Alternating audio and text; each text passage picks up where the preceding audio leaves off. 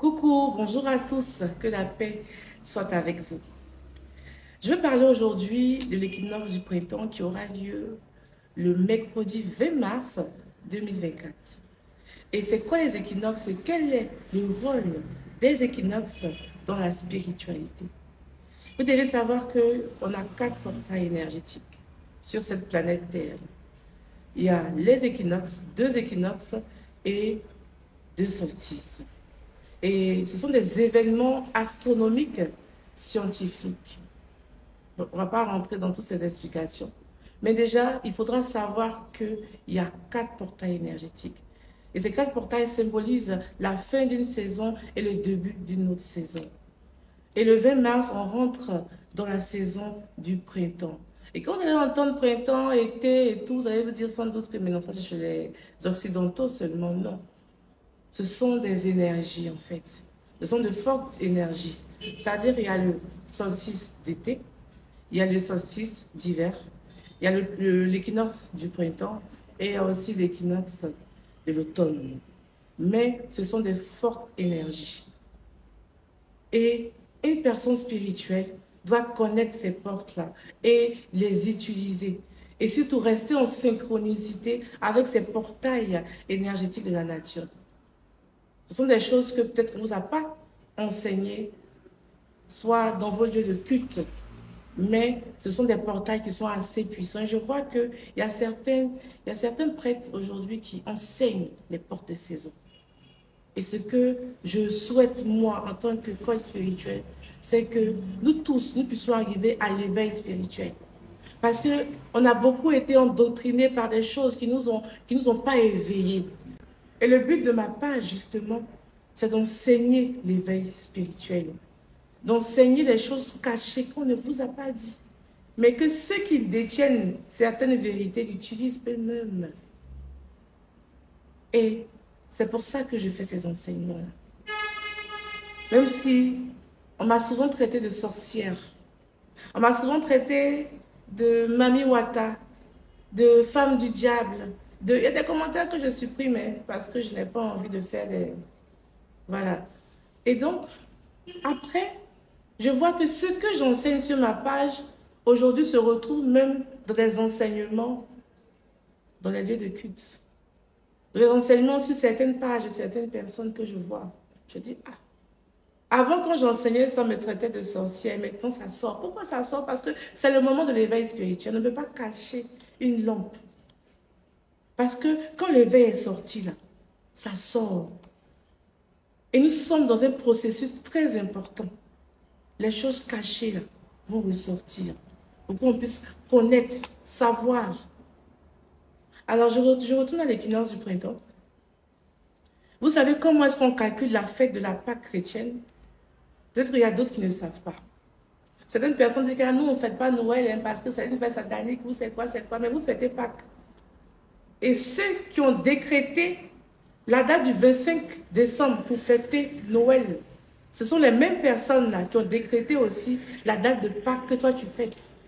Tu pouvais utiliser cette date-là, cette fête-là, à une autre date. Mais pourquoi tu suis les mêmes personnes?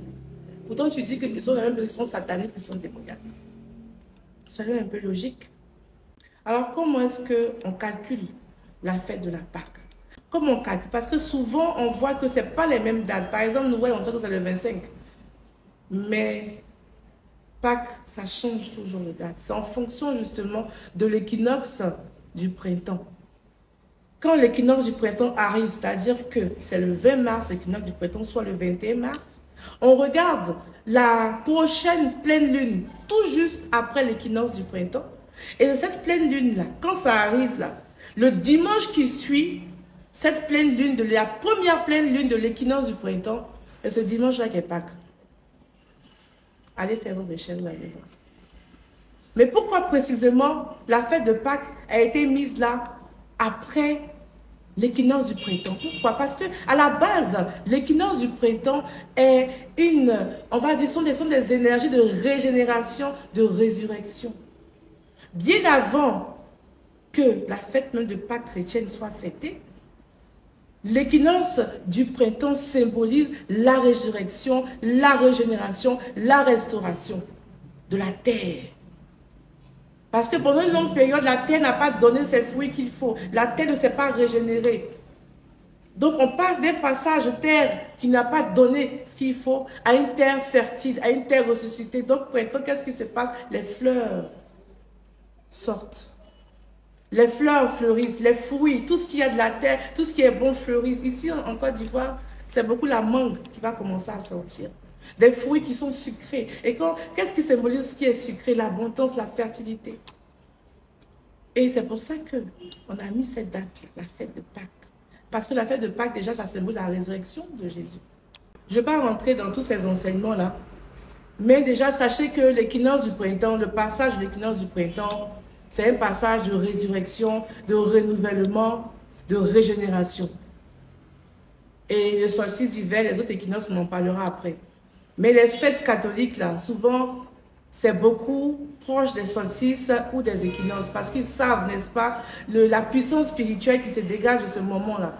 Parce que c'est un portail énergétique très puissant. Et toi, en tant qu'être spirituel, tu dois faire quoi? Tu ne dois pas laisser ce passage-là partir sans poser un acte prophétique, sans poser un puissant acte spirituel. Parce que quand tu ne sais ni les saisons ni les portails, la terre tourne comme ça. Toi, tu ne sais pas, tu pries seulement, tu jeûnes seulement, tu tournes. Mais il y a des portails, il y a des choses à faire, des actes à poser à l'entrée d'une saison. Mais il faut que tu le saches pour le faire. Certaines personnes vont dire, oh, ça c'est démoniaque, c'est satanique, c'est astrologie. C'est quoi? C'est pas une histoire d'astrologie, c'est une histoire d'astronomie. Et c'est comme ça que c'est. Voilà. Nous vivons selon aussi les astres qui sont autour de nous. Ça fait partie de notre vie. Lundi, c'est le jour de la lune. Mardi, c'est le jour de Mars. Mercredi, Mercure, jeudi, Jupiter. C'est comme ça que c'est. Voilà, c'est pas une histoire de satanique démoniaque. Donc, comme je disais, le mercredi 20 mars, c'est l'équinoxe du printemps. Qu'est-ce qu'on doit faire concrètement? Le mercredi, tu vas aller au marché. Et tu vas acheter des fruits de la terre. Tout ce que la terre te donne comme fruits. Des mangues, des raisins, des pommes, des ignames, tomates, tout ce qu'il y a comme même de la graine, hein, gombo, oignon, tout ce que tu peux trouver, mais qui sort de la terre. Pas déjà des jus déjà faits, non, pas de jus déjà fait. Tu peux prendre des oranges fraîches. Par exemple, j'ai un panier ici que je vais vous montrer. Ici, oh là là, c'est lourd. Voilà, regardez le panier. Tout ce qu'il y a à l'intérieur. Donc, les fruits de la terre. Et je remercie déjà Mireille qui m'a envoyé ce panier. Voilà, je te fais plein de bisous. En fait, dans le groupe, j'ai déjà expliqué, dans le groupe App de Vie, ils ont déjà eu l'information. Voilà. Et donc, elle m'a envoyé son panier aujourd'hui, pensant que c'est aujourd'hui l'équinoxe du printemps, encore ce mercredi prochain. Donc, sois bénie Mireille, vraiment. Donc, un panier comme ça, mais surtout, ne prenez pas de caoutchouc. Prenez un panier fait avec les lianes. Voilà, tout ce qui vient de la terre, en fait. Donc,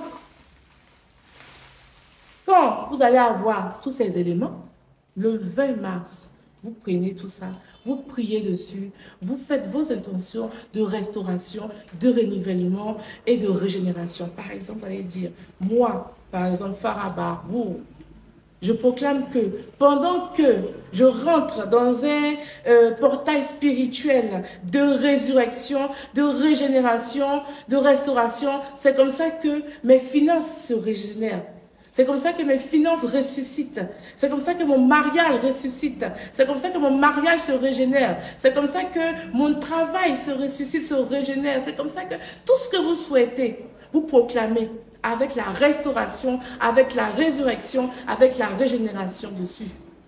Ensuite, ce panier-là, vous prenez et vous apportez ça à une personne que vous estimez. Quand je dis vous estimez, ça peut être votre papa, votre maman, une tante qui vous a élevé, une tutrice que vous aimez bien, une mère ou un père spirituel, un imam, un prêtre, un pasteur, un père spirituel, quelqu'un que vous aimez, quelqu'un qui a une autorité sur vous, mais qui a de bonnes moralités aussi. Et cette personne-là, vous lui dites, papa, maman, je t'ai envoyé ce présent, bénis-moi. Tu te mets à genoux. Vous savez, souvent, comme les Nigérians font là, ils viennent se mettre à genoux devant leurs parents et tout, voilà. Vous faites comme ça. Ce n'est pas un signe d'adoration, hein, pour ceux qui vont... Non, c'est un signe de respect. Vous mettez à genoux. Père ou mère, bénis-moi. Mets ta main sur ma tête, il faut me bénir. Et quand tu me bénis là, il faut proclamer la résurrection de mes affaires, la résurrection de mon mariage, tout ce que tu souhaites. Il faut me bénir. Et quand il a fini de te bénir, tu te lèves, tu prends ta route, tu t'en vas.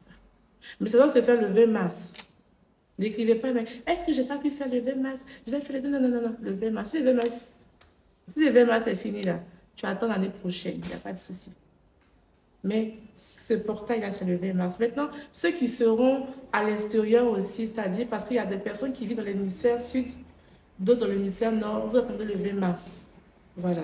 Aussi, je voulais ajouter une chose. Pour ceux qui sont à l'extérieur et vos parents ne sont pas proches de vous, vous êtes à l'aventure, par exemple, il n'y a pas quelqu'un que vous estimez bien et vous voulez envoyer ça à votre parent ici en Afrique, par exemple.